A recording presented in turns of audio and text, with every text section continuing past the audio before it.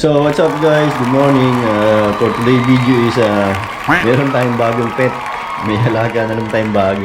Ngayon is March 3. Nakipag-swap tayo. May rabbit akong sinwap sa panibagong pets natin.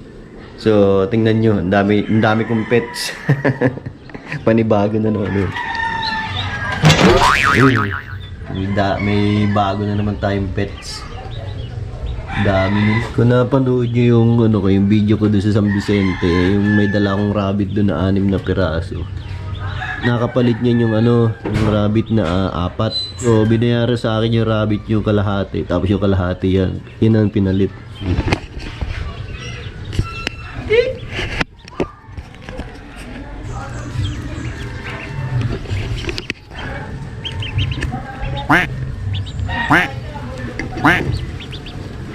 Ang dami nila. Ano yun 40 pieces.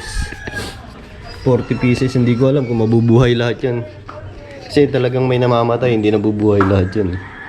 Ano pa lang kasi yan, 1 week.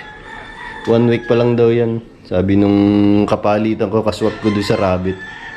So titingnan natin kung ilan yung mabubuhay. Ang sabi nila, may babae daw dyan. Ang babae daw doon, dito yung kulay pink ang tuka. Hindi yung puting-puti, yung puti, hindi daw.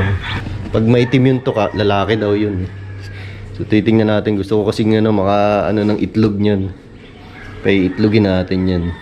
Tingnan natin kung makakapagpaitlog tayo ng itik. Ang likod Ano lang kasi yan yung itik na yun, layas yan Pag yan nakawala sa kulungan, wala na, hindi na yung marunong umuwi. Basta ang nila, lakad lang sila ng lakad. Hindi nila alam kung saan sila makakarating. Basta dire-diretso sila ng lakad. So titingnan natin kung makakabuhay tayo ng kahit kalahati siguro yan. 40 yan Kahit 20. So meron pa akong doon. May usapan pa kami kasi may 7 pa akong bagong anak. Tapos yung isa manganganak na naman na rabbit ko Sabi ko, binigay ko na yung contact sa kanya. Pag kailangan niya ng rabbit, kung may buyer siya, puntahan niya ako dito, magdala siya ng itik. Sosap kami. Ayan. Subukan naman natin ito doon sa likuran. Kasi yung likuran namin matubig. Bagay na bagay ito doon sa likuran namin. Yung rabbit kasi hindi pwedeng pakawalan doon Pag pinakawalan mo talagang wala. Maputikin. O hindi natin alam kung kakainin ng aso o maano.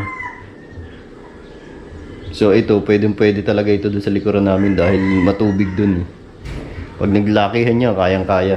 Kaya-kaya makasurvive doon. Maraming isda doon. Tsaka yung mga dalag, hito, tsaka yung mga kuhol. Pwede yan doon, talagang bagay na bagay sa likuran yan. So abangan na natin guys. So hanggang dito na lang. No more words to say. Paalam. Bye-bye.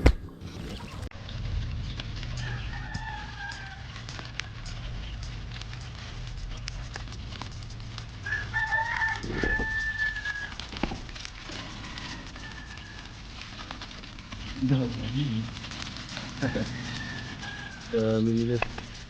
Sana mabuhay sila lahat. Itik-itik. Bago nating pet.